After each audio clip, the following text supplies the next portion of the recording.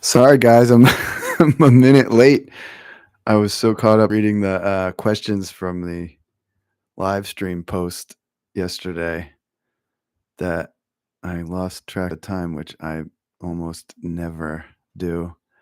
Okay, so in keeping with tradition, the weather report had to wear gloves and a William Ellery alpaca sweatshirt on my run this morning, which the William Ellery alpaca sweatshirt I highly recommend. It's my friend started that company, so he sends me things for free. I imagine it's very expensive, but it's sorry, I just put it in the wash. But it's essentially this like furry, it's like a Patagonia chinchilla or cinchilla. It's like this furry sweatshirt that you put on, but it's real fur. It's not made out of recycled plastic bottles. Anyway, this is still the weather report. Anyway, I wore that and running gloves on my run this morning and with shorts, and that was the perfect outfit for that run. I was perfectly comfortable. Oh, and under the alpaca sweatshirt was I wore like a Lululemon, one of those running shirts that when you sweat it just instantly evaporates. So that was my outfit, and it was perfect. And that's the weather report. Thank you, David Lynch, for inventing it. Okay, so let's go on to the questions. Oh, I hit my head on the hatchback of the Land Cruiser while I was closing it. I was backing into a parking space. There was a little stone wall next to the parking space. I hit that with my mud flap. So I busted the mud flap off and put it back on. And then when I got out of the car, I had to stand on the stone wall and not fall off the stone wall to open the hatchback. And when I was opening it, doink. And it was very embarrassing. I wished I had a hat on because then it would have moved. If I was wearing like a baseball hat, I would have moved to make room for the brim of the hat. Oh, well. So that's a little humility for me. I got a big on my head. All right, on to the questions. This is more interesting than my commentary. Here we go. All right. So Adrian asks, what informs your visual language most?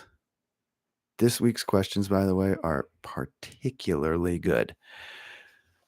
So I said, I've heard David Lynch in interviews. They asked him what has been the biggest inspiration for you, and he said the city of Philadelphia. I love that answer because there's so much richness in that.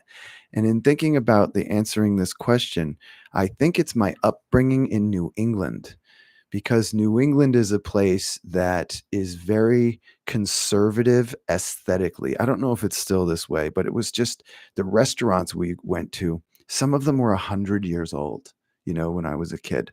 And there's just lots of that. There's lots of that in New England. There's like Mystic Seaport, which was within bicycling distance of where I grew up. And that's just a museum of where they restore boats. And it's a museum, a whaling museum, but it's outside. It's kind of like Colonial Williamsburg or Old Sturbridge Village. Old Sturbridge Village is also in New England, and Colonial Williamsburg is actually part of the William and Mary campus is Colonial Williamsburg, and that's where I went to college. So I guess New England, which is sort of not old, but it's sort of English and European, mostly English colonial aesthetic. And my grandparents had this farm in Maine, and they just had my grandfather had a beautiful old diesel tractor, and they had old diesel. They were even old at the time when I was little. They had old diesel Mercedes cars because they're really great in the snow. It's Maine, and they're really good on fuel efficiency. They aren't so great in the cold, but they had plug-in block heaters. And yeah, I had a lot of cousins up there, and there was this combination of sophistication, because of the vacation side, like the rich people vacation side of Maine, like coastal Maine, like Kennebunkport. And then there's the kind of what I guess we would call, which is like a pejorative, but only among upper middle class people, not among them themselves, but what we call redneck. Like rednecks don't find that term offensive because it refers to the guys in West Virginia who wore the red bandanas when they were trying to unionize. Um, uh, Capability, the redneck, like know-how capability, like they know how thick the ice has to be before you can skate on it. They know all the fishing lures. They know all the names of all the trees and plants and blah, blah, blah. If anything breaks, they can fix it. They don't use these are the people that I know. Like anything, if you're dependent on a technology, you're out in the woods on some dirt bike or four-wheeler or whatever, and something breaks, you have you're not stuck ever. You have the capability and the knowledge to get the thing and the will to get the thing out of your situation. So I think a lot of that. And then the sophistication of where I grew up, which was on the Rhode Island border of Connecticut, in a town where a lot of whaling captains lived. Whaling was like the petroleum of its day. And so on the houses, which are still like intact, they were like preserved. And my friends lived in these houses. There'd be little plaques that would say like William Johnson, captain of the whaling ship Vigor, 18 whatever to 18 whatever. Yeah, just a preservation, lots of right angles. The Yale Boathouse, they would do this. It's the oldest intercollegiate sporting event in America. Yale versus Harvard. It's a boat race on the Thames River. We pronounce it the Thames River.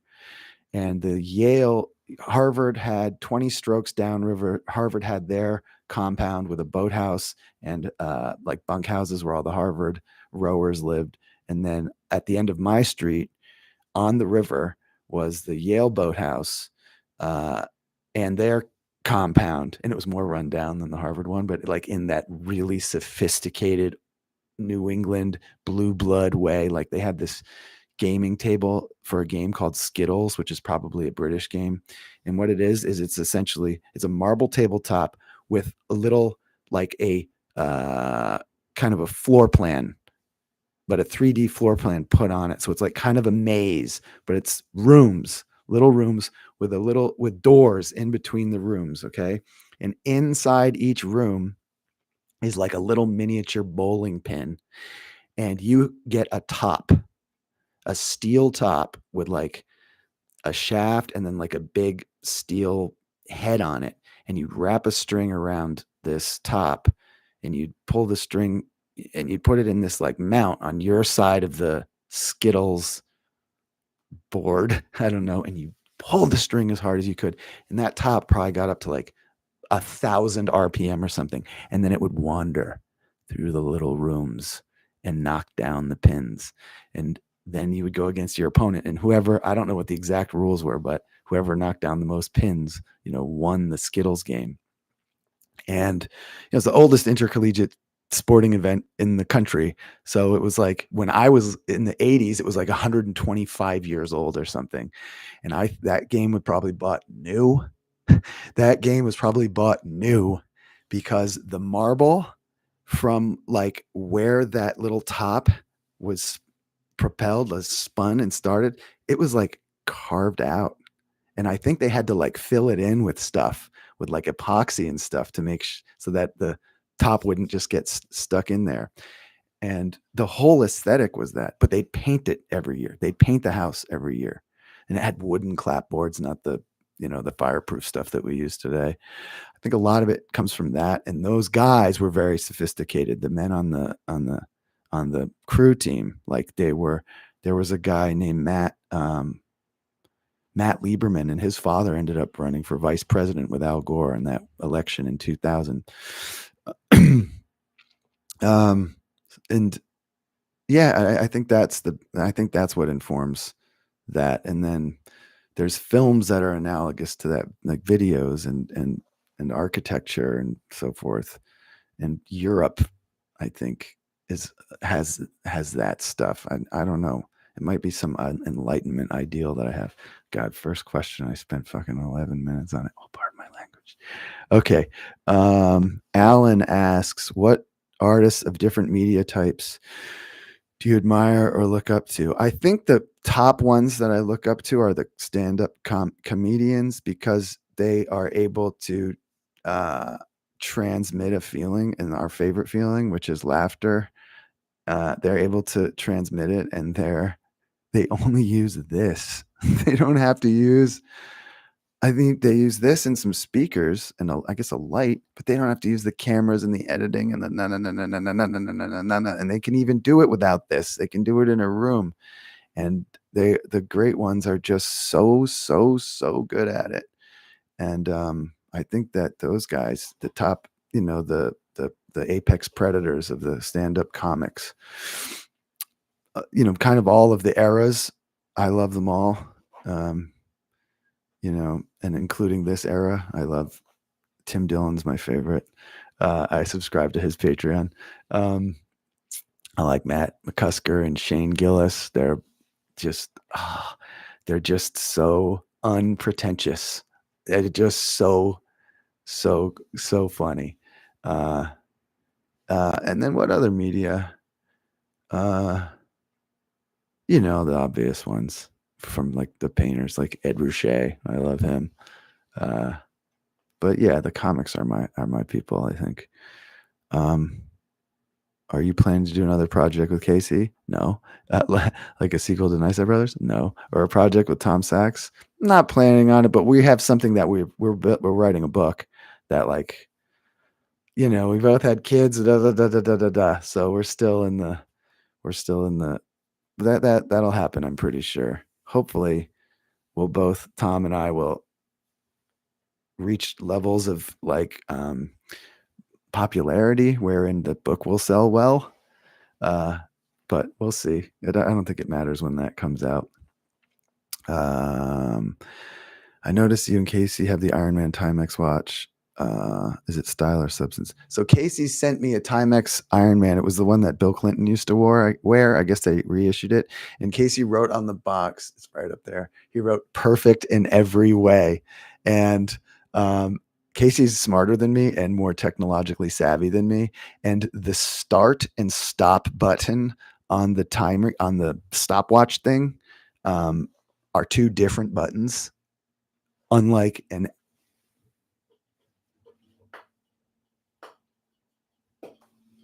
analog stopwatch where start and stop are the same button. So that's not perfect. Also, it beeps. Yes, you can turn the beep off, but you can also inadvertently turn the beep back on. And I don't know if anyone's ever seen that movie, A Quiet Place, but like that'll get you killed by those aliens. But I understand what he was saying. So I hadn't worn a watch in probably over a decade, and he sent me just out of the blue, and I started wearing it. I was like, "Oh my god, it is so nice to just go like this, or like on a motorcycle, just go like this to see the time and not having to fish your phone out." And I'm kind of like very preoccupied with time a lot of times because you have kids and schedules and so forth. So I watched this guy Chad Wright, who's an ex-Navy SEAL, and I really like him.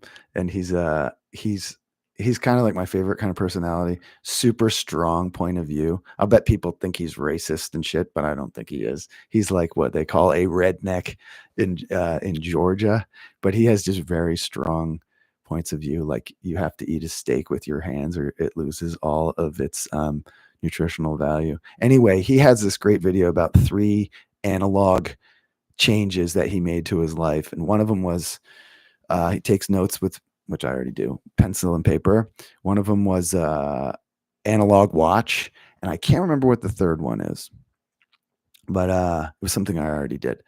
And so I ordered a Casio. I was astonished. I went on Amazon and I ordered a Casio like diver's watch. It was like $21. And I ordered it because they're not made in Japan anymore. They're made in China. So I ordered it and it was fine, but there were a couple problems with it. And one was at night, I wake up before the sun comes up. So when I kind of wake up in the middle of the night, I really need to know what time it is. Like, is it time to wake up? Because it's dark when I wake up. It's dark now. and the thing didn't light up, right? Because it had hands, and then with the glow in the dark kind, you hold it up to the light, and then for an hour you can read the hands, but if you're sleeping, you can't. And then it started seizing at midnight. It would just stop at midnight. So for my birthday this year, I heard Joe Rogan talking about this watch called the Marathon, and the Marathon watch has little tubes of radioactive gas that glow for 25 years straight, 25-year half-life. So they glow. You don't have to charge them with sunlight or anything. And so I got this. It's called a Marathon. It's expensive, but it's not expensive for a watch. I bought this. It's called a Marathon GSAR, which is Government Search and Rescue, like diving watch. And these little numbers, they're lit. I mean, I can't show you now because I got the lights on, but they're just always lit. And it is every time in the middle of the night, I'm just like, I cannot believe this. It's like a little flashlight on my wrist. And it has to have, by law, by international law, I think it has to have the little radioactive, that like scary propeller symbol on it. And then in order for it to be sold in Germany, it has to say H3, which means radioactive substance. And it's for real. Like, and it probably doesn't cause cancer because the casing, the radioactivity is so light, and the casing is thick. So we'll see if I get cancer. You're not going to get cancer from that little thing, and I'm going to die in 40 years anyway. So who cares? But yeah, I love it. It's really cool. It's super thick and heavy, and the analogness of it is one of the things I love. It's like automatic. It has a little weight. It has like your wrist. There's a weight inside that winds it. And you see time in the big picture. You don't just see the numbers. You see time, like how much has expired and how much is left until your thing. So it even enforces your sensibility and sense of time. All right, so that's it. After you finished, this is from Nicholas. After you finished a creative project, what motivates you to start the process all over again? I'm just in a cycle, and I want to get you guys stuff every week, and I want to get the YouTube stuff every week, because it's sort of like the more regular you are with that, the more consistent you are with that, the more that it gets distributed by the algorithm machinery. And I also think it makes me stronger. Like, I have this discussion with Casey a lot about, what do we, you can't predict whether something's going to be popular or not. And, you have to just kind of you have to do the best you can. And Casey's in a position where he can take as much time as he can. And I might be in that position, but I don't know that I don't know that I like it. I think I like to be able to go every week to put something out. But it's just like it's kind of like cigarettes or something. It's just like you finish one. I get a little high from when I finish one. I get like a little like bump, because there's like it's a struggle to go through. And when you kind of crack it and figure it out, oh yeah, you get a little like high. And then that's usually on a weekend, or I usually take a break for a day or something after that, and like straighten my life out and like put things away and buy things at the store and everything. And then I just go on to the next one. Sometimes I'm like, lately a lot it's been, I don't want to even do it, but I do. I'm like, just do it. It's I don't know. It's like, too bad, just do it. So I don't know. That's it. Okay. Lucas asks me, see you in Austin at Revival or what? So the Handmade show, I think, is April 16th in Austin. I want to do we're getting close. We're within a month. I guess maybe I'll call Alan today. I haven't finalized anything, but I'd like to do my repair station there in Austin. But it's logistically, I got 2 kids now and blah, blah, blah.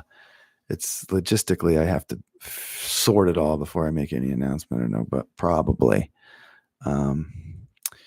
Kevin asks,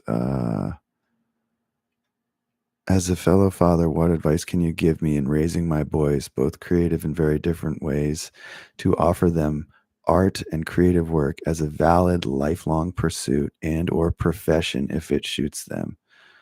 The world is better because of your art. Thanks for all you do and share. Thank you, Kevin. I think you need to instill above. Okay, this is the thing. Here is what happens. This is what it is. Okay. An artist, a creative person, almost basically no matter what, will do it.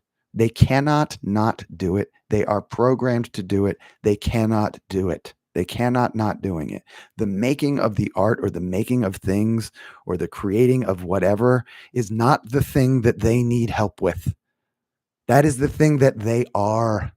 The thing that they need help with is living in the rest of the world and functioning in a world that has a lot of protocol that have already been figured out. A lot of artists think that they can invent a business protocol because they're so creative and their creativity can get them through just about everything until they need to like take a bus or take a train where it's no, you have to be at this platform at this time, and um, so artists have a tendency to try to invent business practices. No, no, no, no, no, no, no, no, no, no, no. You need to adhere to, you need to learn business practices. I think the thing is, if you have creative kids, what you need to teach them or instill upon them, I would say, and this sounds radical and like I'm being a dick, but I would say try to repress the inclination of them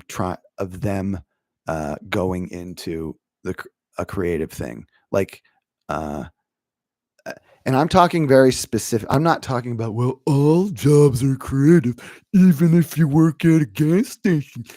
No, I'm talking about I make something from scratch myself, and then I try to sell it for enough money so that I can feed my family and take a vacation now and then. So, yeah, I'd say uh, teach them entrepreneurial skills, business skills, how to make money, really, because they're going to do their thing no matter what. The danger is when you take a creative person and either the creative person makes the decision or they put themselves in a position or they follow a family tradition or whatever wherein they are not or they're in a context that doesn't allow creativity. I would say like a great I went to a hearing for a friend of mine at the courthouse here in Los Angeles a couple days ago, and that's all those employees, everything, all that stuff. I mean, lawyers have to be pretty creative and stuff, but the you just that world, that government world, for the most part, with the exception of very few little tiny little islands within it, is like that is not a place where creative people belong because it's all protocol. It's all top down and it's just about learning the systems and doing them as best as you can. For instance, I asked the woman, where is courtroom? What courtroom is such and such judges? What's the number? What floor is it on? And this woman was working in an information desk, okay? And she said, and she's just like scrolling and scrolling and scrolling and scrolling and scrolling and scrolling and scrolling. And I'm saying, and I say, uh, is it not in alphabetical order? I was trying to be as respectful as humanly possible because it's court. And she was just like, no, I wear glasses. And, I'm trying to find the right one. It's in alphabetical order. And I'm just like, can you magnify the screen, a bit or something? And it's like, how many names could there possibly be? How many? This guy's name started with a K. K is worth what? 5 points in Scrabble. There's not that many K words. Point being, like, she was so uncreative that she couldn't even solve that. Her whole job is looking up names on that computer. That's her career. And that is a place where a creative person will shoot themselves or others because it will so stifle their creativity.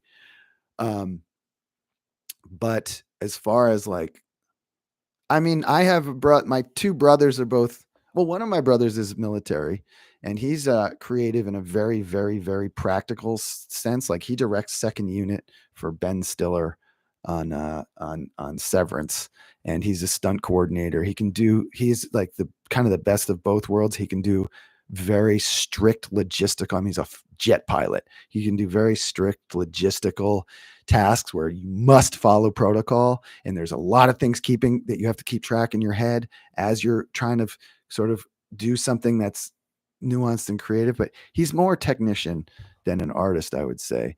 But he's a very successful guy. Dean, this is my youngest brother. And then you have Casey, who's like the fucking opposite of that, right? Casey is a maniac. I don't know how he is so irresponsible with like physical things, like whatever. Like he gave me like to borrow like thousands, like tens of thousands of dollars worth of L series lenses and this Canon 1DX and stuff because he was moved on to Sony, and everything everything was broken and smashed. And yet he had built this huge empire of YouTube videos, and it's that he's like that with his cars, with everything. And I just wish I could be like that. I wish I could be more it's almost reckless, it's almost careless, but he's also super responsible, you know, and super and like, he breaks his Sony camera. 2 seconds he can just go buy another one. He won't even notice the funds missing. And so I'm somewhere in the middle of those two guys. There's a long answer to the question, but I think about this. I think you got to kind of stifle their. First of all, you have to allow them when they get into obsessions, besides video games, when they get and television, maybe television's okay. When they get into obsessions, which you have to be able to distinguish between an addiction, which is what video games and phone and all that shit is, and an obsession, which is a positive thing to my thinking. Like when they really get into something, no matter how weird it is, you just have to let them go with it, which is what my brother Dean says. Our parents, the reason that the three boys are so successful is because he said loving neglect. There were no adults. There were no adults around when I was a kid. There were no adults. There were no adults in the town.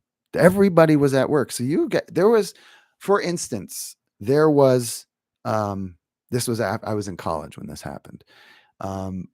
2 dogs got out of someone's yard in my neighborhood and went on a fucking, not a killing spree. They didn't kill anyone, but they attacked a whole bunch of kids. And there were no adults to stop this dog in the neighborhood in that kind of an emergency. And my brother Dean, I think he was a kid, but my Dean's like a dog whisperer. I think Dean was able to like corral the dogs, but they had a little girl got hospitalized and everything. And the point I'm making, I mean, that's extreme, that's trauma, that's dangerous. But I think the point I'm making is that there's a degree of hands-offness. Like I'm very opposed to art schools, and I think art programs in poor communities is extremely cruel. I think that's a cruel, cruel, cruel thing to do. It's like having like a Louis Vuitton store in a poor community. It's just cruel because art is not. It's like it's kind of for rich people or geniuses, and it's like without that, I don't know. There's the people like my brothers and me, and we weren't. We just like there was nothing else we could do, and we weren't supervised, so that's how it happened. And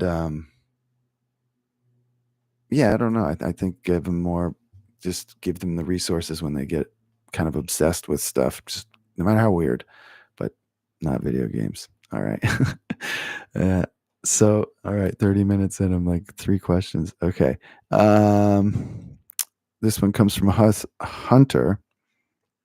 It's about New York. You've talked about your passion for New York City and what's its don't for your career and what's its don't for your career a lot.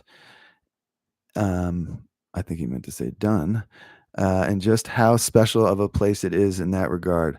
I'm 22 and look at New York now and wonder if there's still everything you've said it was at a time for you? Do you think it's still a place to go if you're someone who has a goal and wants to pursue it? It seems like it's changed a bit now. It seems like the internet is for a lot of people today what New York was for you. I think a lot of younger people just getting started are wanting to put themselves in an environment that challenges and fosters growth for themselves and their dreams. Interested to hear your thoughts on this. Well, I have to tell you, Hunter, I don't know, you're probably from America. I sort of think that you're correct about the internet. Like the internet, as it was coming up, it kind of felt like they were building in New York, and then New York, while I was living there, while the internet was being invented, I was, or it wasn't being invented. It was growing. It was evolving into kind of what we know now. I remember thinking it was just a much more convenient version of New York. But let's see. You're you're a Gen Z. Sorry, you're a very, very, very weak um, cohort. Your generation is very weak and fragile. And one of the things about New York that's different about New York from uh, from the internet is that New York, you got to smarten up and you got to toughen up just to stay in there. Just people brag about being from New York because living in New York is an accomplishment in and of itself. If you live in Manhattan, you can with your own means just maintain an apartment, even if you're living with roommates and so forth, and live. That's an accomplishment in and of itself. That's why New Yorkers have such an attitude about it.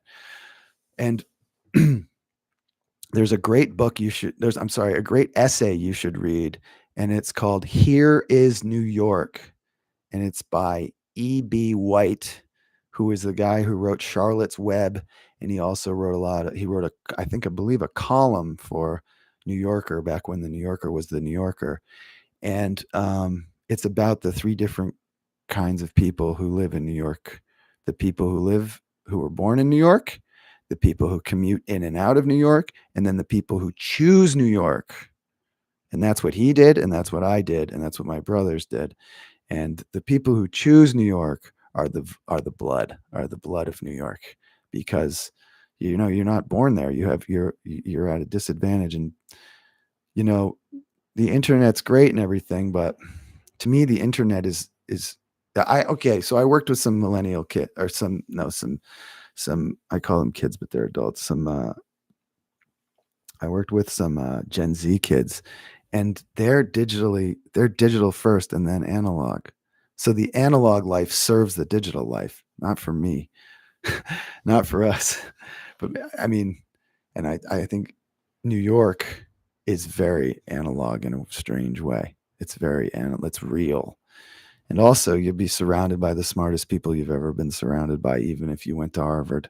The people in New York are smarter and savvier because the cabbies are super smart. The mechanics are super smart because you have to be there.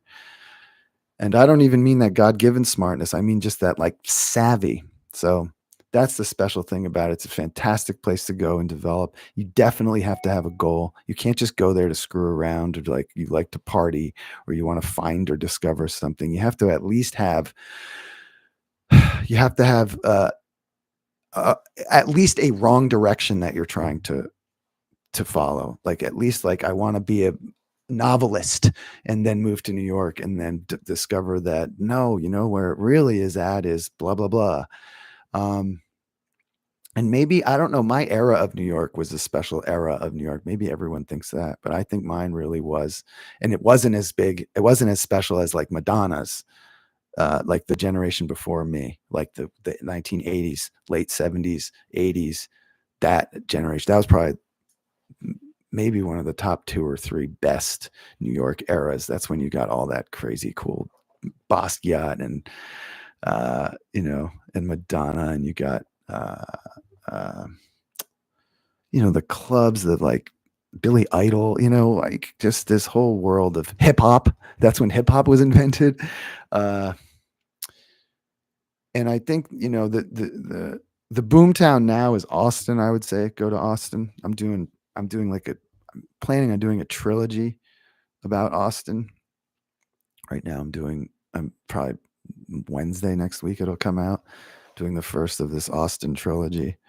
And because I think that New York is not a place where you can be broke anymore, and you need to be in a place, if you're developing, you need to be in a place where you can be broke and you can use your savvy instead of your money to get the things that you need to get. And New York is just prohibitively expensive. And I still think it's kind of like Manhattan or bust. Like, sure, there's Brooklyn stuff and blah, blah, blah, but you're kind of becoming local when you do Brooklyn. Whereas if you're in Manhattan, you're international. It's a global place. People could argue either way, but so I think that's the major difference between New York and the internet. And your generation was just they live in the internet. So don't you want to be stronger and better than them, because that's who you're competing with for money and jobs and whatever. So yeah, that's my take on it. What artist? O'Brien asked, what artist would you most like to collaborate with? Uh, I think I would like to collaborate with a younger person. Like, there's this woman, and her name is Natalie Lynn. And I met her in Austin, and I had no idea who she was. I thought she was somebody's like little sister or daughter, because she looks so young, but she's a grown woman. She looks so young. And I saw her. She was on Digital Spaghetti, which is Jack Conte's channel, his YouTube channel. Jack Conte was started Patreon, by the way. And they were just showing bits of her videos, and they were so beautiful and so cinematic and so well composed. But I'm not sure has the writing experience to match her cinematographic experience or cinematographic virtuosity. So I would like to work with her and write something, and that she would have to film and maybe narrate with my words. She's young. She has more followers or subscribers. She has more views than me. But I talked to her for 1 second. She was with a bunch of other creators, and we were all introducing ourselves, and I'm Natalie. Hi, Ben. But then I kind of discovered her after I met her in Austin, and I was like, oh my God, that's that girl from the IMI Fest. Oh my gosh. But yeah, I'd like to work with her. She's cool. Andy. He asked how I let me see. He said to make a video about this this folding table that has a quarter-inch plywood on top of it. And it's funny, here it is. I'm such a like snob or I'm so clueless, this thing, that I just with stuff like this, I just feel like that there's like one secret that you need to know, and the secret is it's quarter-inch ACX plywood. That's all you need to know. And then the rest is self-explanatory. But that's not the case. The only reason I know the rest is self-explanatory is because I saw Tom Sachs do it in the 15 years ago. So that is a great idea for a video. Maybe I will do that. I probably need a new one for Austin. I don't know. So yeah, great idea. Thank you, Brian. I'll try to credit you. I'm sorry, Andy. I'll try to credit you with when I make it. Eric Vega, thank you. I finally emptied my PO box, and I got the Christmas tree ornament. It's fantastic. What's your favorite movie you made with Tom? Also, Ethan, I got the jacket you sent me. It's also great. What's your favorite movie? Is it Ethan or Evan? It's Ethan.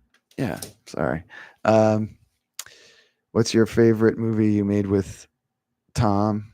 Is it Color, 10 Bullets, A Space Program, or Learning How to Surf? I don't know. I kind of think it's the hole punching. Each hole in these strips was hand punched using a Heinrich Model 6 deep throat bench press. Heinrich Model 6 deep throat bench punch. Bench punch. I think that's how it starts.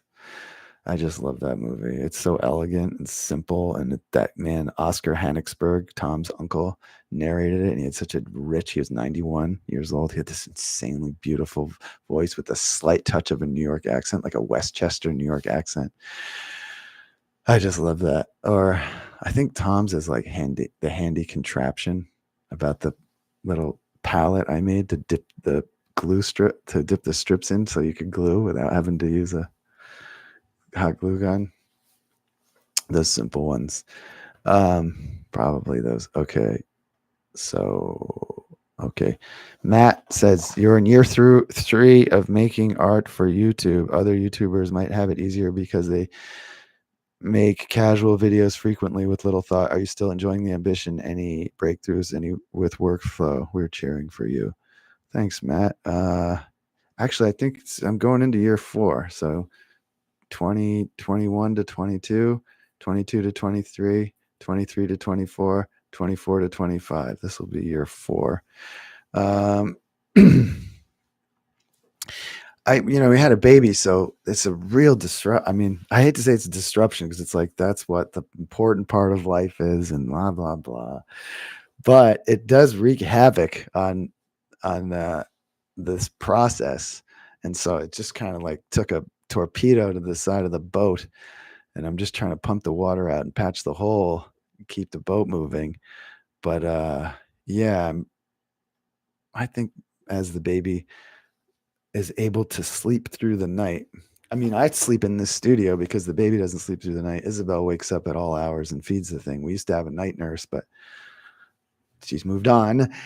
So as soon as the baby is sleeping through the night and my house can stabilize because we don't have this uh, uh, uh, uh, uh, sleep deprived CEO, I think I'll be able to go, and I have a bunch of ideas. I want to kind of even focus what I'm making even more and be a little bit more productive and more collaborative. So, yeah, I'm just trying to get through this, getting the baby to sleep through the night thing, which sounds like such a trivial thing, but it's existential, difficult. Eric also asks, have you ever thought of doing director commentary on those movies, meaning the Sachs movies? So we did one. There's Blu-ray. Who the hell ever buys those? But there's a Blu-ray Kino Lorber edition of A Space Program. And I'm pretty sure there should be a director's commentary track on there because I recorded it and I sent it over to them. I'm pretty sure. But there was so much work on that film. I get them all the stuff mixed out and mixed up and did it. And you can get the Kino Lorber Blu-ray and it's on there. Is that how we did it? I just like recorded. Tom and I record it together, or was it just me and I recorded it myself and then uploaded? I don't remember, but that exists. But it's also a good idea for the Patreon. I should probably do that. Some of them are so short you can't really say anything because the video is like, I don't know, whatever. I like doing director's commentary. Thank you. It's a good idea. Okay. Seo says, can you talk about your college experience and what you think about everyone needing to go to college? Here where I live, even the police officers, now called agents, are required to be college graduates to join the police force. I think it's ridiculous since natural-born police officers can learn their special knowledge at the academy, and when they join by being taught by the sergeants and supervisors. What was your college journey about? Would you like to go back? Who would you study under? What are ways that young people can begin their life without college? This from a guy with 4 degrees and a dual PhD. Okay, so with college, there's stuff that if you want to do it, you have to go to college. If you want to be a doctor, you got to go to college. You want to practice law, you got to get these license things. You got to just go to the best college that you can afford and get into if you need a license. But to be like, I don't know, to do what I do everything else, I say absolutely positively do not go to college in 2024. No, end of sentence.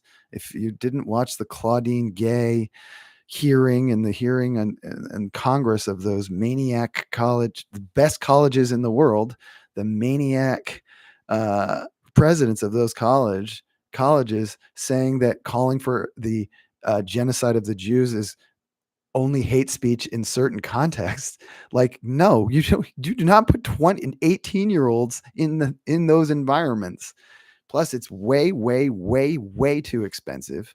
They should pay you to go, and they're not selective enough. There's so many. I know. I mean, almost everyone I meet has gone to college, and there's a unbelievably there people are unbelievably ignorant.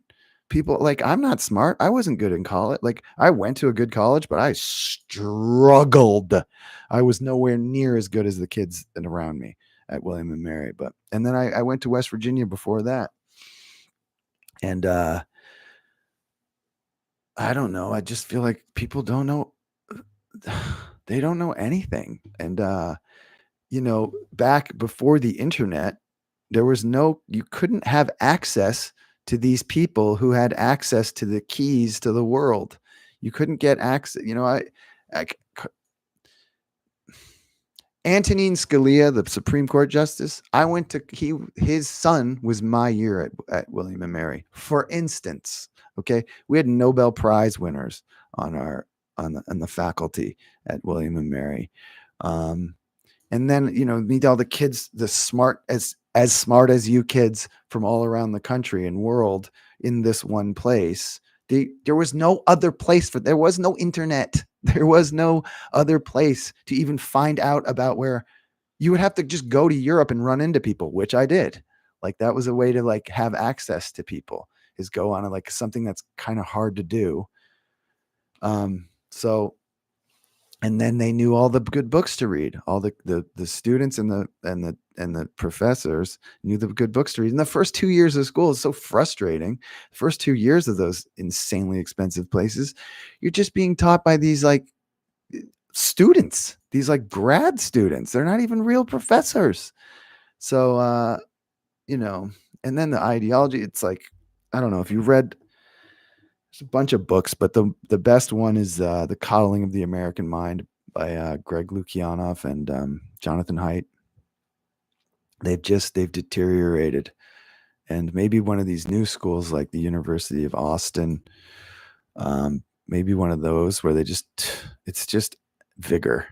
It's just like, maybe those are worth it, but read books, listen to all these genius podcasts. Every genius out there has a podcast. Just listen to it, listen to them, and listen to the books they want you to read or they tell you to read, and read books. But, Werner Herzog didn't go to no college. Okay. Yeah, don't go. Take the money and start a business. Okay, this comes from Tom's Musts. Must be I wonder if that's a real name. Anyway, hi. I sometimes find it hard not to copy work or steal small ideas by artists, thinkers that I admire. Sometimes this is done unconsciously. How do you navigate the line between inspiration, admiration, and copying your role model's work? Is it a matter of diversifying your inspirations, cutting off consumptions? Well, I think the price the price you have to pay, or the tax you have to pay, is you got to do it better than they did. If you're stealing something, you got to do it better in some way.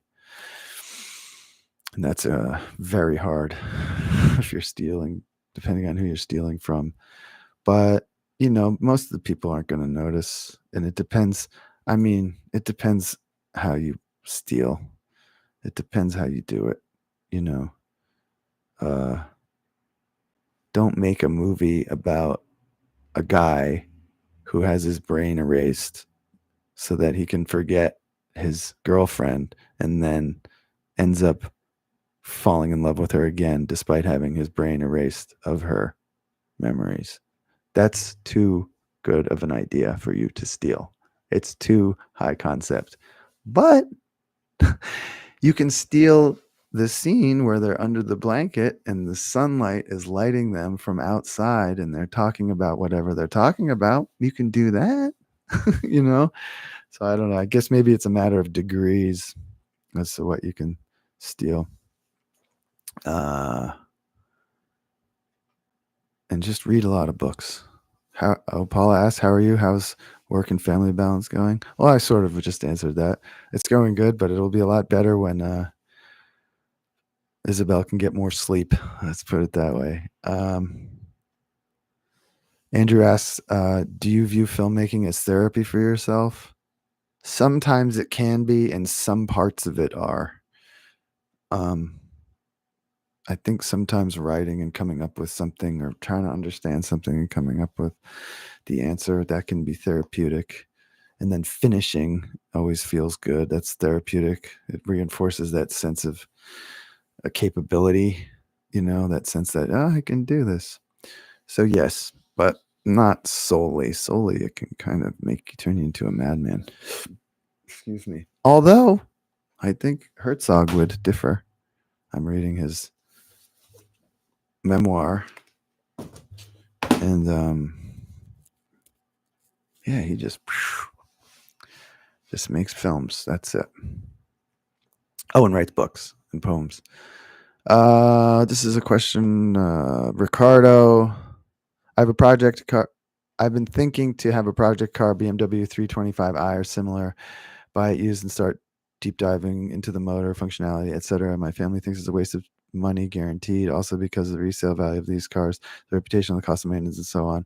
But I visualize having and enjoying it for as long as I can maintain it as a good car. So in the long term, this kind of makes sense to me financially. I also really appreciate a quality car. Definitely spend more if I bought a cheaper, newer car, but I think I think go for it. BMW, I don't know about that culture of the BMW, those three, I can't remember, there's a name for that. They're like the E30 or whatever, the E36. They have all these different names for that.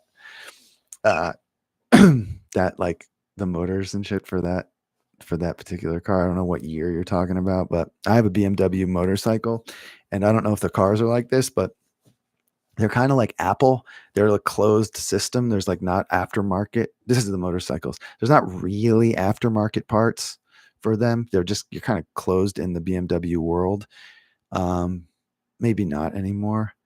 Maybe I would say Toyota's better, but or Honda. I mean, BMW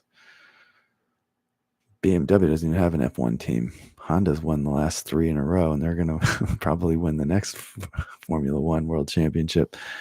And, Honda has those Type R Civics, and yeah, so I don't know. I don't know if the BMW is the right one. I get it. Like, it's like nice European status-y kind of thing. But I don't know.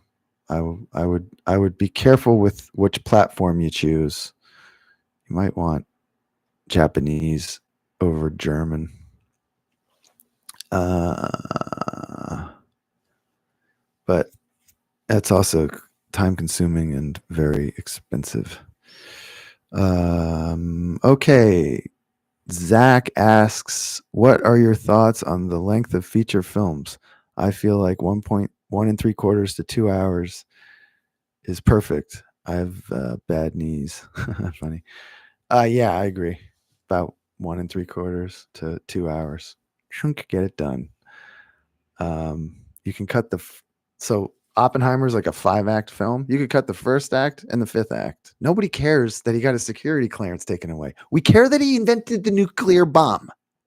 We don't care that he lost his security clearance, and he deserved to lose it. And the reason the Russians got the damn bomb is because of communist sympathizers on our side went over there and taught them how to make it.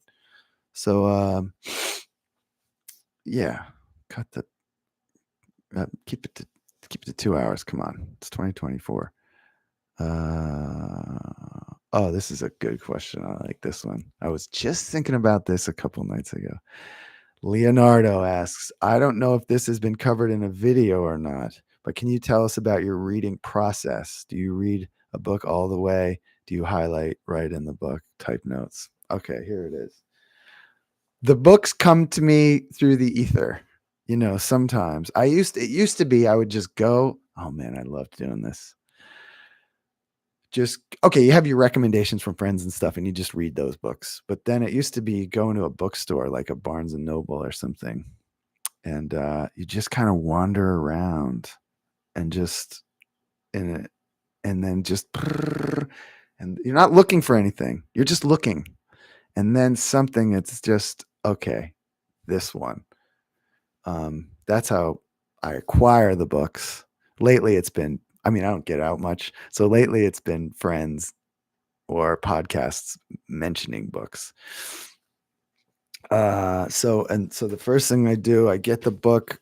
So right now I'm reading this, but I'm also reading the one about the Elon Musk, the Walter Isaacson Elon Musk biography. This is a newer one, and then I bought some Mammoth books too that I haven't cracked open yet. So I write the date I began reading it. I begin reading it in red pen. I always have a red pen in the bind, it like kind of as a bookmark. And yes, I do. You get good ideas when you're reading. That's another good reason to read. And sometimes you don't have a piece of paper, but I always have a pencil on me. So I wrote on March 1st, I wrote video befriending a raven, because he talks about this in here. Like I don't know the difference between a crow and a raven, I gotta say, but they're very smart birds, and you can make them into your friend. Anyway, I thought that would be a cool video. And then it says YouTube versus film school, and then in parentheses it says lecture. That's one of my notes. And so yeah, and then I read with a pen, and if something kind of stands out, if something stands out or something I agree with, or if it's something that it feels like it was my idea, or like I had this idea, or something that, well, maybe I should change about myself, or like what, I don't know what the criteria is, but you can see there's not many underlined things in here in this particular one, because it's Herzog. I kind of agree with him on everything. But let's see. Here's one that I underlined. It says, I had few friends and hated the school, sometimes so passionately. I imagined going there at night when it was empty and setting it on fire. There is such a thing as academic intelligence, and I didn't have it. And I don't know if they resonate. I underline, because it also helps you to navigate when you go back. When you're maybe you're not looking for that, but you're looking for something, and those are underlined throughout the book. That's why I also keep books and not the digital stuff. You go back a while later and you're like, well, I know it was around, and you read, and you hone in on, what you're looking for. But also it's like, these are the things in the book that stuck out for you. Next one. Pavel asks, what do you think of Bitcoin? Okay, I read 5 books about Bitcoin, and I still can't figure out. I don't understand how, if you're doing it yourself, not through an exchange, if you're buying Bitcoin, I don't understand how that moment when when you're handing the money to the guy and he's handing you the ice cream, right? That moment. I don't understand how, when you're buying Bitcoin, not through an exchange, I don't understand how you navigate that gap, because the money is so significant, right? So when you're buying a Bitcoin, and you're, how the heck, how the heck do you not just get the money taken and not get the thing? I don't know. That's the one strange technical thing about it that I don't really understand. I own a little tiny bit of it. I'm up 15%, but I've been down 75%, because it's like rallying, and I bought it at like the last high like an idiot, and I didn't buy it when it was really low like an idiot. But I don't know. It seems like a kind of strange index fund to me. It seems a little bit tied to the markets to me, even though I know blah, blah, blah. It also seems pretty vulnerable. And I know people, no, blah, blah, blah, blah," but yeah, they can just make it illegal. The feds can just make it illegal. And then I also don't understand how when quantum computing uh, becomes uh, when quantum computing is a bit more ubiquitous than it is now, how those things can just figure out your code. Those things can just rewrite stuff and duplicate and, you know, just kind of destroy the currency. Like, yeah, with this, I just think that it's like a limited. I just don't buy it really, even though I literally do buy it. uh, it seems vulnerable, but I think if you're in and out now or in and out and you have I don't know if my yeah, I mean, I know let's put it this way. I know people who are heavily invested and made millions of dollars on Bitcoin, but I don't know how long that lasts. Like when I was a kid, Eastman Kodak was the big stock. And I understand that Bitcoin is not stock, but it's technologically based. Uh, so I don't know. I wish I had bought it when it was. I wish I had bought it whenever it came out, 2010 or whatever. I wish I had bought 1,000 bitcoins for 10, $50 or whatever. But I don't know. I don't think it's a big savior. I don't think it's like I'm not one of these like there were these guys. Okay, so there's Michael Saylor, and then there's Balaji. Oh shoot! Oh, my headphones went out. Balaji Srivanasa, I think is his name, and they're just extremely well. These are extremely erudite and what's that word? Articulate people, and they did these scams a few, like maybe within the last year, where it was like I think Balaji said Bitcoin will be worth 1,000,000 or 100,000 or something by July. I think this was last year. I'm making $1,000,000 bet or something like this. And then Michael Saylor did the same thing. By September, it will be at $1,000,000. And then it was nowhere near anything. And it was just on the same trajectory as it was. And so then you're going to lose credibility with me, major. And I'm going to lose, and Bitcoin is going to lose credibility with me. And also, once you get, I guess it's like an ETF now. I don't know if that's true. Exchange traded fund. I don't know if there was some ruling or something. I haven't really researched it, but like once you start getting in with these BlackRock, State Street, and Vanguard people, you know, you can't vote against the interests of Goldman Sachs. You know, once they start getting involved, I don't know what the game is. So, uh, I don't know. My opinion is complicated about Bitcoin. All right, it's 10:03. Running a little late. Oh, this is also another great question. What Kevin asks, when working with others, what do you think is the most virtuous balance to strike between kind/friendly and pushing people to their limits, i.e., Mr. Rogers versus Steve Jobs? I don't know. I'm sort of given up on working with others. I'm kind of, you know, except for people who are professionals like working with accountants, sure. People who aren't my employees, but people who I kind of like hire, like contractors, I guess. I think I like working with them, but like I don't know that I ever want an employee. I don't know. I think about all day long when I'm doing stuff, I think about how could I delegate this, and I cannot come up with any kind of legitimate schedule. I can't figure out how to teach people all these little nuances and the things that like I can't afford to pay people who would be really good at it the wage that they would deserve. So, I mean, I'm more Steve Jobs than I am Mr. Rogers, but I don't know. I don't think that you can just be that anymore. And I don't know. It's very difficult, and I I it's something I struggle with, and maybe I'll learn how to do it in the future. Um, William asks, "Do you have any solutions to organizing random parts, screws, washers, etc.? Thank you."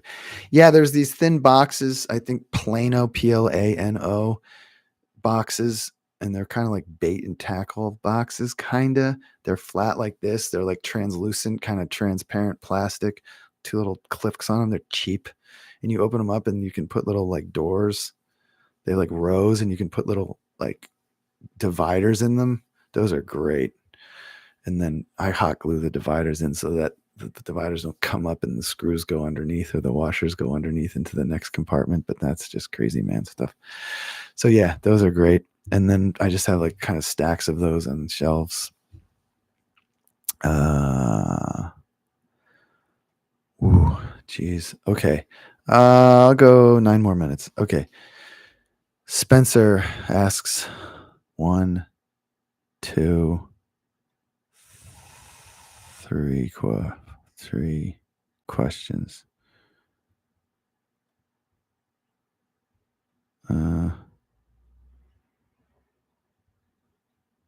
All right, I'll just answer the first one. Do you feel your greatest moments of insight, innovation, and creativity come out of times of trials and pain or from times of stability and peace? I kind of think there's no connection. I kind of think it doesn't matter.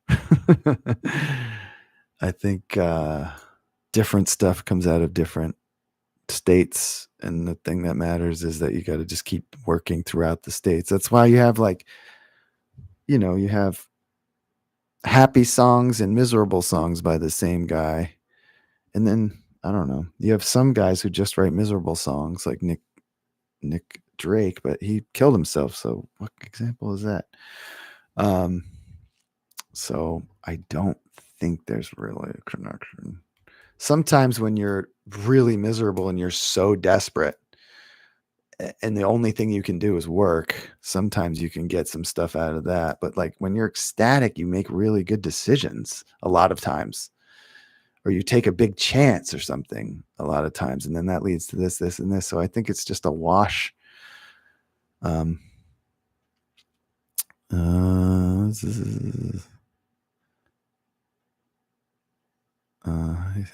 Okay, so this will be the, oh no, wait, what did I say? I'll go to 10:15. Okay, Roman, you mentioned something Rick Rubin had said in the last live stream. Have you listened to his interviews or read his book? If so, general thoughts on his approach to creativity and role in today's cultural landscape. Okay, so I've read his book, and I refer to his book a lot, Rick Rubin, and I've listened to a lot of interviews when his book came out. He went on Rogan. He went on a lot of the big guys. I think he went on. Oh, he went on Lex Friedman.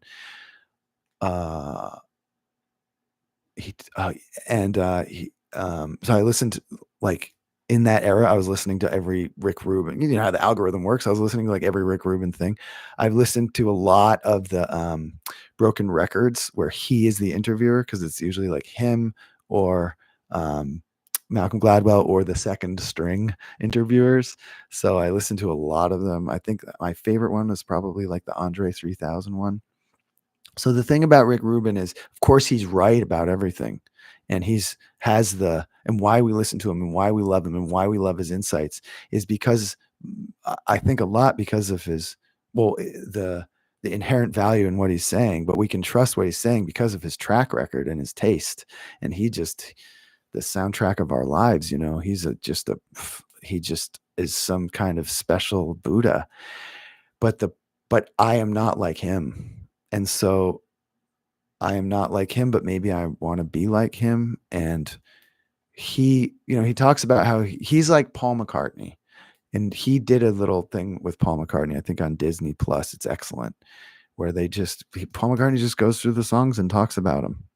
And Rick Rubin, with his really wise curiosity, asks about this. And one of the things they talk about, and Paul McCartney talks about, is Paul McCartney said, Lennon had all this angst and stuff and anger and abandonment, and he had a really tough time of it growing up. And he said, not for me.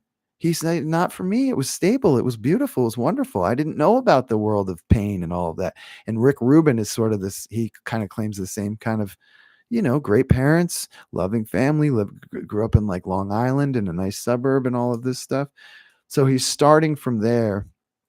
And then another thing where his point of view, like, is, I think is in an ironic, weird way, is a little bit sus, is that like, I don't care how many years you put into it. When you achieve massive success at age 21, You are not like the others. You are not, it's not a universal story. There is something, you're probably a genius, and he's probably a genius, and the rest of us are not geniuses.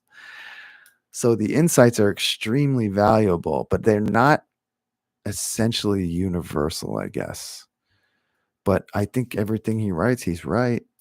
Everything, all that stuff, the way he articulates, it's really um, digestible, and it's God. Like the first time I listened to him, probably the first time I'd ever heard his voice was on a Broken Record interview, and it was when my boy was really little, and I would watch him before his mom got home from work, and I would put him in a backpack, and we'd go hiking in all these different beautiful places because I wanted to show him all the cool, beautiful shit.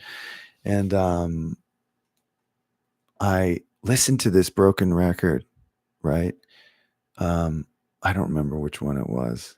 And I was just like, man, it was like one of those inspired moments where you get out and it stays with you. And I put in the kid, I got the Land Cruiser, and we're at Point Doom in Malibu, which has these walking trails that go over the ocean. You can see seals and stuff, and it's incredible. There's cliffs that you can climb down. It's incredible. And so I put the kid in the backpack, and we go on our little hike, and we're walking back to the car because it's kind of far park between where you park the car. You can park in like a secret spot, and then you walk back, and Rick Rubin just drives by. He's driving the car. I see him with the huge beard. He lives there. That's where Shangri-La is, his place. And so I don't know. I have a kinship. I mean, I've never met the guy, but I also, I just, yeah. But I wish I was more like him, I guess is what I'm trying to say. I wish he has all those wonderful, like, virtues of humans that allows you to work with others. He allows you to be, I think people love working with him. I think he's very special.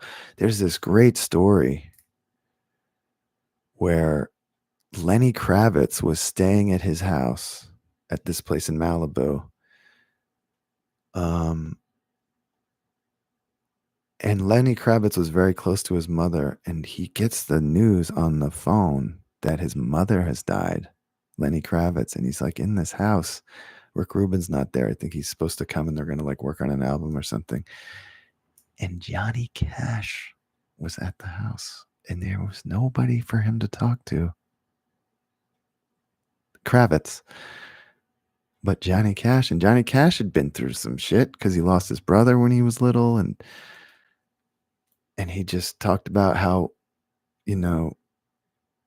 how special Johnny Cash was and how helpful he was and what grace it was for him to have been in that situation. And that's like Rick Rubin, that was the common denominator. That was the sun in that little solar system. So I don't know, he's a special guy for all of us. And there's degrees, there's levels to this stuff, and he's just the tops. So that's what I think. 10:14. Okay, 1 minute. Oh wait, yours. And so, general, his thoughts on approach to creativity and role in today's cultural landscape. Yeah, he's right on the money. I think Rick Rubin is right on the money. Okay, this is a good one too. Tim Snow. How do you strike a balance between doing a job quickly and efficiently versus taking your time and enjoying the process? Unbelievably hard. It's something I think about so much. How much time should I put into it? And there's this thing that happens. It's so strange. It's like getting a woman or something. There's this thing that happens, like, let me think of an example. I was helping my son make a necklace for his like little girlfriend at school. And when you make stuff your whole life, you could just I could have spent a month making this necklace, but I had like 15 minutes, and you just keep just this one more thing. I'm just going to take the polisher and polish this thing off because I don't want it to scratch her. And I got an idea for the clasp, and these are too hard to. How about 2 magnets? Just 2 magnets with holes in them. It works perfectly. And there's this I'm supposed to be doing my homework feeling that you have when you get into these indulgences, right? There's this, I'm supposed to be doing my homework right now, right? Um, and it's also like I'm committing a crime. It's also that. It's that also like, not supposed to be doing this, not supposed to be doing this. And I think that's wherein you're the artist. I think that area, and here is what makes it infuriating. Okay. Here's what makes it torture is that you can't really replicate that. You can't just have unlimited time like I have and be in that because I'm supposed to do a live cast on Friday at 9 a.m. I have to get this video up on Monday because I have a deadline from BetterHelp and it's sponsored. It's got to be out, and that's going to take a lot of man hours. And I don't have time to be making necklaces and doing silversmithing and so forth. And so, I think what I'm so blessed, and you guys are part of the reason why I'm able to do this is like I can postpone. I can get into something a little like that necklace and then postpone until it's okay, got to make a movie, and I can make the damn movie about that and spend a whole week on it as long as the camera's going or whatever. So like, that's this thing like X and I discovered silversmithing with silver bearing solder. So that's going to be next week's Patreon video. Probably, I think, probably. Um, and we were just playing around. It's like I have this thing with if I'm with my son, it's not wasted time. It's not wasted. I'm not wasting time if I am with my son. So it doesn't matter if it's cutting into work or blah blah blah because he's a little kid, and it's not wasting time. And what are we alive for anyway? But he loves playing with the blowtorch and he loves melting things, and so we had the blowtorch, and I like just kind of he was like, can we make a square? And I was like, we can do it and it just like evolved and evolved and evolved, and it's like, oh, this is a movie next week. I don't know, so maybe that's maybe the balance is you have kids and you try to show them the stuff, and then you got to have like an outlet wherein, I don't know, you get some value out of it. But yeah, the balance is it's crazy hard. Because it's not really about doing what you feel like doing all the time. But then the great artists make it sound like it is. I'm not the great, but a lot of great artists make it sound like it is. Like they make it sound like, I just do whatever I feel like all the time, and that's why my work is so great. But that's not true. It's like Bob Dylan. They say it took him. He said it took him like an hour to write Rolling Stone, and then like for Leonard Cohen to write Hallelujah, it took him like 10 years.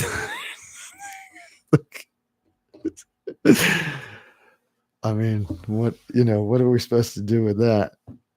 All right, you guys, have a great weekend. Thank you for supporting me. It's very helpful, especially in these times where I'm super disrupted. I really wish I could have gotten to all the questions, but I'm such a damn chatterbox that I don't know. I just got enamored with the questions. All right, take care. And that's the end of the live stream. Bye-bye.